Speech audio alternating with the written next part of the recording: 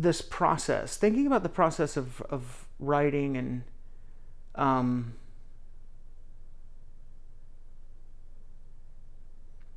it's kind of surreal to me, I think,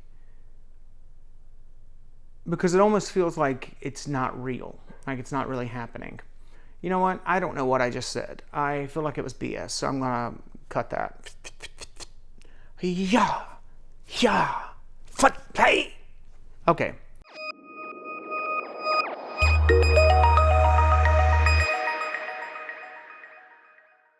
Well, hello, word up, peeps. What's up, people?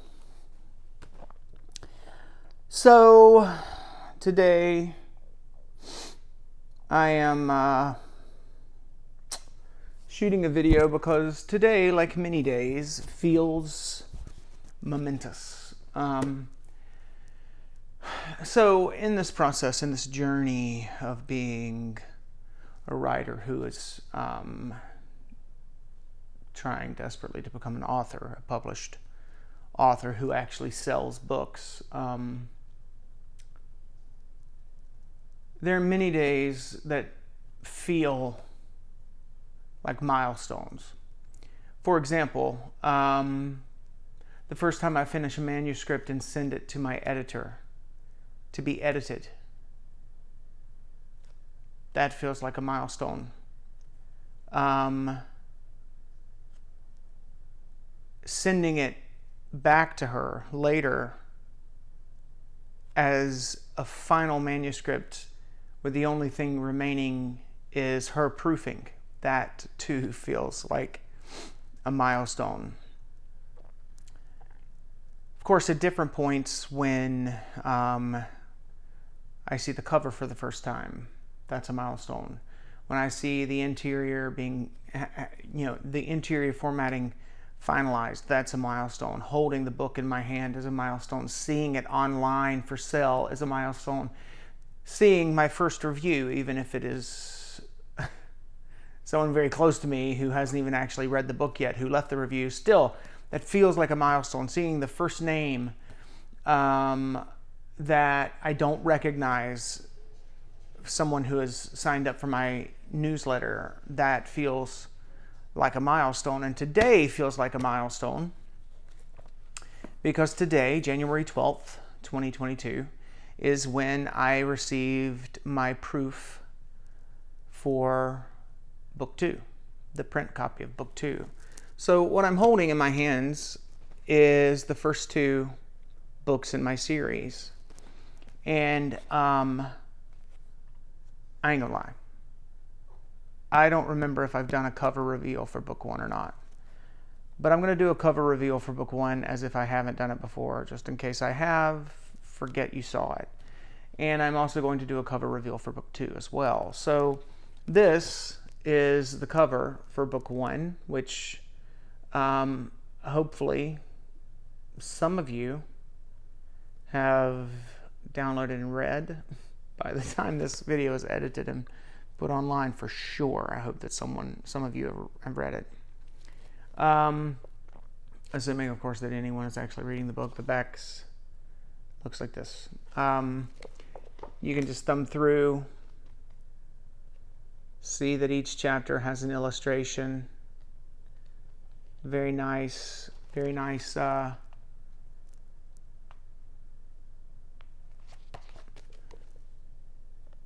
nice, right?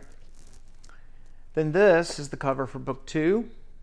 My homeboy Logan really gave this character on the cover a fat ass. I'm sure that makes him very happy, especially when combined with his favorite color, purple, or at least a shade of purple.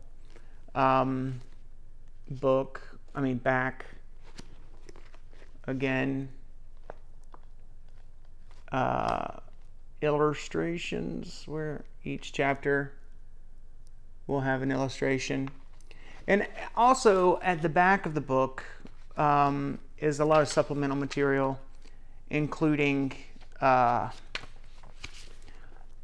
basically a glossary of terms and a map, 2 maps, one of the region, specific to the book, and one to, this is the region, and then this, and I know you can't see this, this is the world. So this portion right here is actually this region.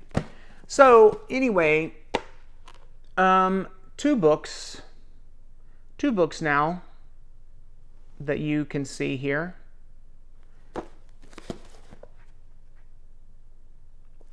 That I have.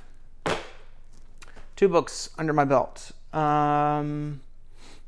This is a proof of the print copy of book 2, which was really exciting to receive in the mail today. And next week, the German and I will finalize the ebook, which really means the German will finalize the ebook for book 2 and just show it to me, and I'll say, great. But she will be here for that, and that's exciting. So, Chuck, stop staring. Stop staring. Chuck, stop staring. The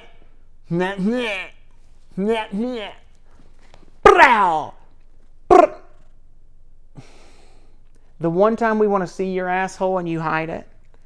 So rude. Thinking about this whole process, I realized something a while back, which is that I have been very fortunate to have what I would consider substantial support from people who can actually benefit me as a writer beyond just, typical support. It's easy to have someone in your life that has a hobby or a career or whatever, something that they are passionate about and pour themselves into. It's easy to have a person like that in your life and, to want to encourage them and to say that they do a great job, but you really don't have any authority in that area, whether that's, you don't know. You're not an art critic, It's one thing to have the support of people in your life who wish you the best and encourage you and believe in you and all of those things. It's something else to have those same people have skills that actually benefit you as a writer, in this case. So, looking at this cover, I designed the first cover. Both of the covers that I designed, or the last one in particular, I used artwork that I kind of edited and whatever, but it wasn't original for the series. It was artwork that I found online, and as a graphic designer and blah, blah, blah, whatever it was that I've been doing for all this time. I have sites where I can have commercial license. I get commercial licenses to use certain things. And that was fine, but still, if I use a piece of art that someone created and sold online with a creative license to use for someone like me, it still may be used in other places for other people. So it's a very different thing to have an illustrator who is your best friend, right? And I know that it's hard to see these illustrations, but being able to collaborate with my friend Logan on these illustrations and to feel that he gets me. He reads the books multiple times as he's illustrating, so he gets the story, and we work very closely together. It's incredible to see those things come together. And then, I have the German who is a beta reader in a unbelievable sense. Like, I don't know if that's normal. So if I say my illustrator reads every book, let's say 3 times. One, the first time cover to cover, just to read the book and get an overall impression. Second time, each time he approaches a chapter to illustrate, and then a third time often as he's illustrating, or I think maybe he actually reads each chapter twice as he's preparing to illustrate it. But anyway, if he reads the book 3 times, I would tell you that the German Anya reads this thing somewhere between 6 to 10 times probably, if we're down. I mean, if we really do it.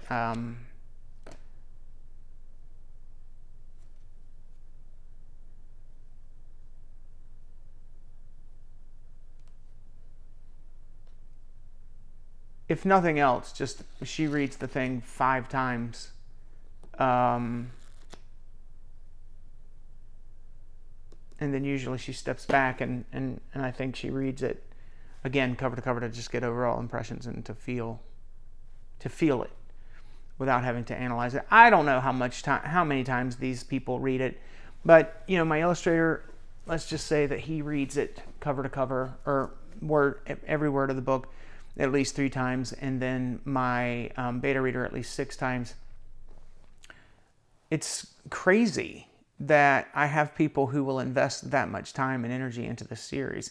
Now, granted, I have plenty of people who support me who have never read a word and who are adamant that they will wait until it's released on Netflix or HBO as a series or a TV series or a movie, which is hilarious and also fine, because asking someone to read a book that's a big commitment.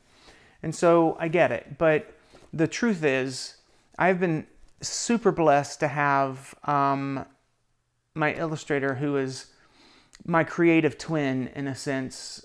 We have a very similar approach to creative things, and I don't know, creating with him is one of those things that we've had the opportunity to collaborate on a couple big projects, 2 big projects before this series, and it's something that creates tremendous pleasure for me and for him. And then my German friend, we don't have a similar creative bent. Our creative flair is very different from each other, and I would not even claim to understand her creativity largely, honestly. And even when it comes to literature, we would naturally read very, very different types of literature. However, she approaches this with a sober kind of intensity and focus that I think is benefited by the fact that this is not her typical genre. It's funny because she will often compare lines or things that I've said to being too Disney, which of course, if you know me, you know that comparing anything that I do to Disney is not it is a compliment. It's not a whatever that is. It's a compliment, but still, and not only is she an amazing beta reader who can remember details and spelling and things like that I can't, and I'm the person who's making this shit up. But also she is a professional designer and photographer, and so she is doing the layout and the formatting, and she pays the kind of attention to the formatting that I can't do, that I wouldn't do because I'm too lazy. Because all the hard work for me was poured into writing the material and polishing it. So getting it finished in a finished form, I would just export it as a PDF in the simplest way I can. And if I go back and I look at earlier drafts of books that I've actually printed, not necessarily published, but just printed, so I would have copies of them, my formatting was poor. Even the one time I formatted it to put online and sell, it was very, very poor. That happened twice. I only sold one of those online. I'm not going to tell you what it's called because I don't want you to find it and read it because it's shit. So anyway, that's a lot of words and a pointless rambling of words, but this is Wandering Focus, as it were. Here's the thing, though. What do you do when you don't have that kind of support? I will tell you, all right, there are a couple things. One is you don't have to have an illustrator to illustrate your series or your book. This is dark fantasy. Having an illustration per chapter seems good. It wasn't even my idea. My idea was to have 5 to 6 illustrations that would, be basically a page that you would be sprinkled throughout the book. It was Logan's idea, my friend, the illustrator, who decided, that he read the Harry Potter series and each chapter had a small illustration up top, and he loved that format and he wanted to do it that way, to do an illustration per chapter, which is a lot more work, but yeah, sure, yeah. And then having a map, that's important to me, at least, because I need those kinds of things when I'm reading fiction. That and like a glossary of terms and that kind of thing fascinates me. So obviously I was creating a map myself and it was shite. I wouldn't say it was total shit, but it was definitely uninspired and didn't feel like the series itself felt. It felt too computer generated. Very different from a hand-drawn map, which is what I got through Logan. You don't have to have illustrations in your book. You don't have to have maps. You don't have to have a glossary. You do have to have formatting, though. Your book does need to be formatted. You do have to have a cover. And if you don't have the resources to do those things yourself, or if you're the writer, chances are maybe you shouldn't try to do those things yourself, even if it's something that you do, because at some point, all of those other things, all of those side things, I could format a book. I've formatted books for clients before, but when it came time to do mine, it was tedious, and it felt like it was creating a separation between me and the material itself, which wasn't good. It didn't feel good. It was, I needed to be able to focus on the creative aspect of it, not on the technical aspect of it, which is why I ended up hiring the German to do the interior formatting. So what do you do if you don't have someone who is a professional designer who can format your book for you? Well, there are resources online. I hate living in the digital age. I complain about it all the time. You've heard me complain about it before. I have no doubt, even though I don't remember now. I complain on a regular basis to anyone who will listen to me complain about how much I hate living in the digital age, the age of the internet. I would have loved to have lived my entire life and died around 1975, the year I was born. So if I could have just, kind of lived pre-internet, that would have been fun to me. I'd have liked it a lot, or at least I think I would have. But the truth is, as much as I hate having to have a fucking phone in my pocket that is a constant distraction, and is more of a distraction than a tool, even though I try to keep as much of my professional world off of that thing as I can now, and use it strictly as a phone.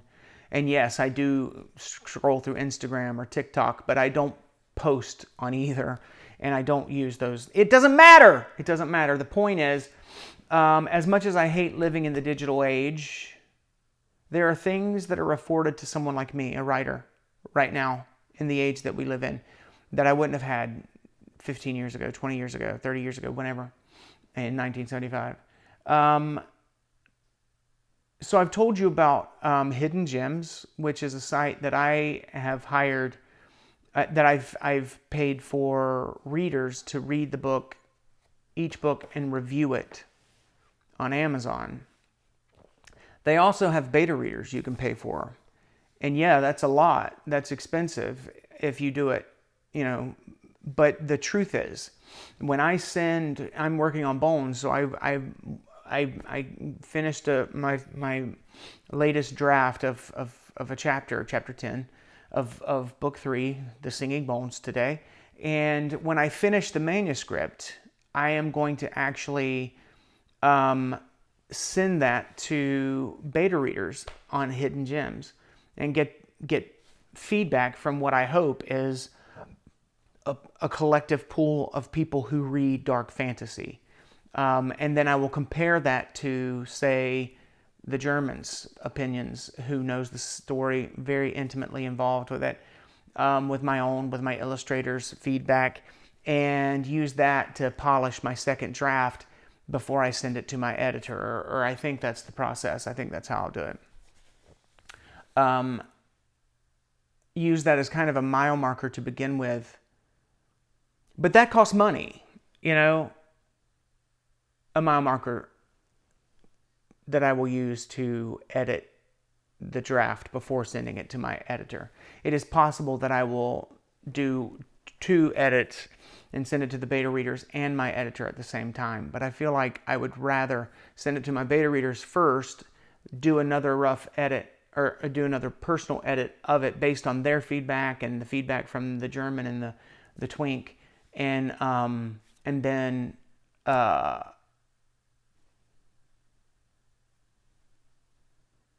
I'll get it. I'll find the word, and then use that version of the manuscript to send to my editor.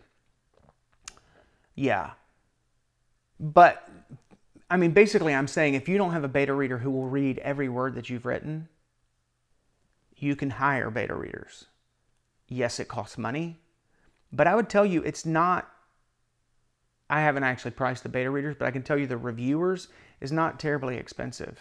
It's like a $30 deposit, and then I was going to pay $300 for up to 100 readers. That's, $3 per reader. That's not much.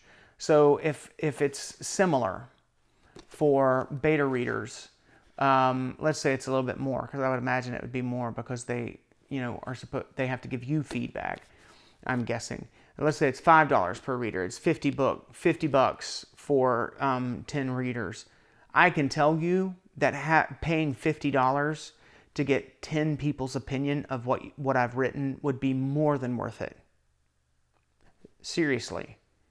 That's hiddengems.com. Reedsy they also do the review site, the review option. Reedsy has a review option as well, where you can get your book read. And I think that's a flat fee of $50, I think. And then there are 2 other sites that I'm going to send my books to soon. Now that it's online, I'll do that this week, hopefully, or next week at the latest. And that's invaluable in getting reviews. And it does cost money, but it's worth it. An editor is going to be an expensive chunk. It's going to be a chunk of change to hire an editor. But I'm telling you, your work will suffer if you don't have an editor. Even if you've got the best beta reader in the world, an editor is someone who is very familiar with the market, and that's what they do for a living.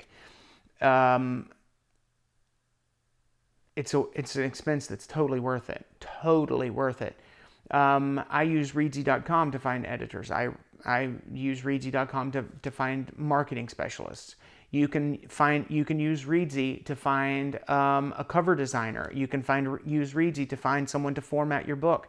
And the truth is, those formatting jobs aren't always expensive.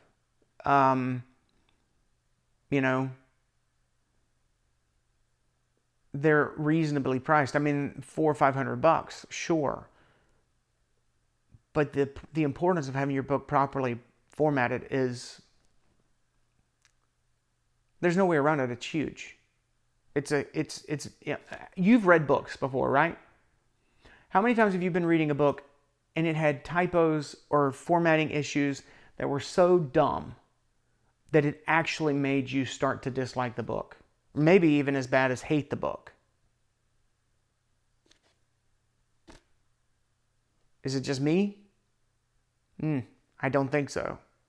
That's why it's important to have an editor. That's why it's important to have your book professionally designed and formatted. There are things about covers that readers look for. Now, I'll be honest, I did not use any standard wisdom when designing these covers with my illustrator. I just went off what I like. And I didn't want to use,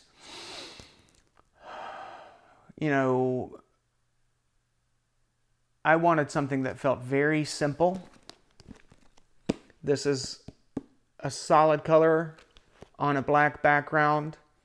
We are eventually going to add some depth in here so that the main character that is the central character for the book's covers will have a little bit more dimension between it and the organic frame.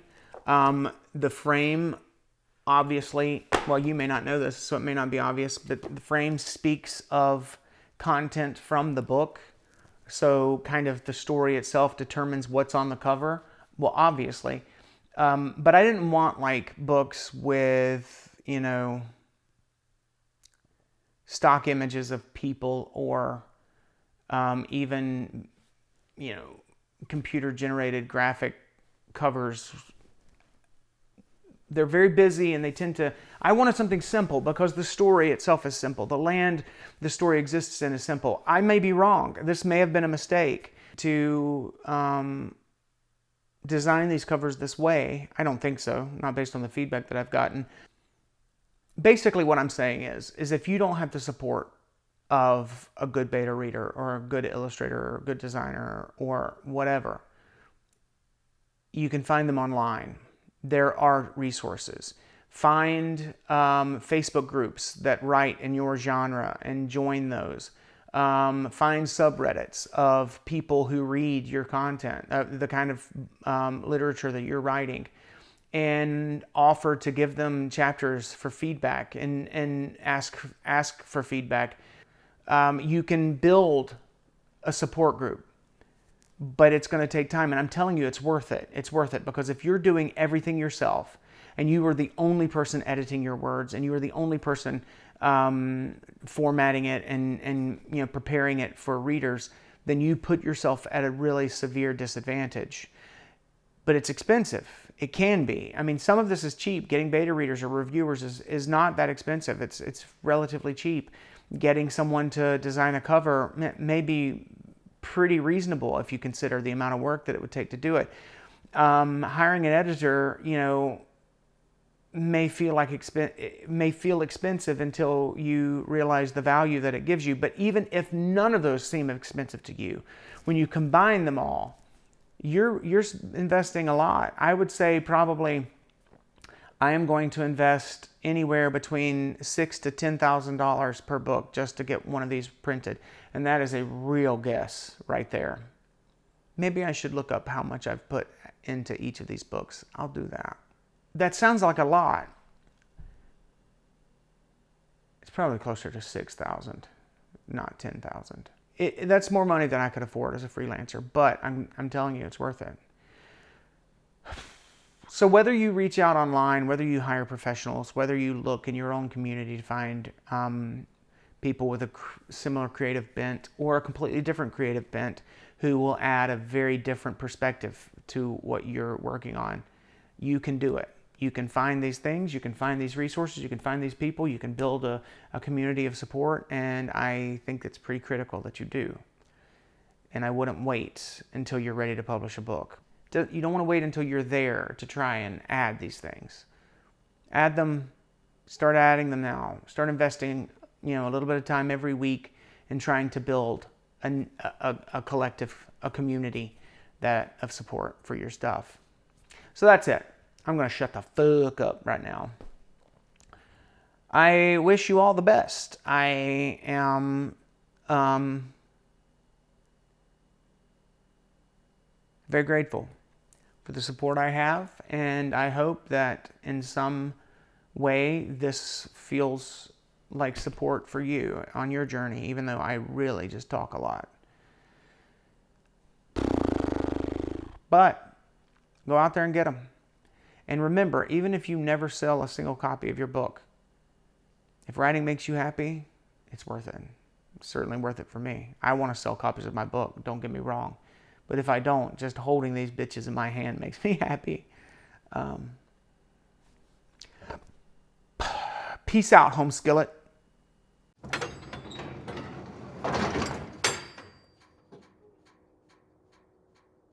until we meet again.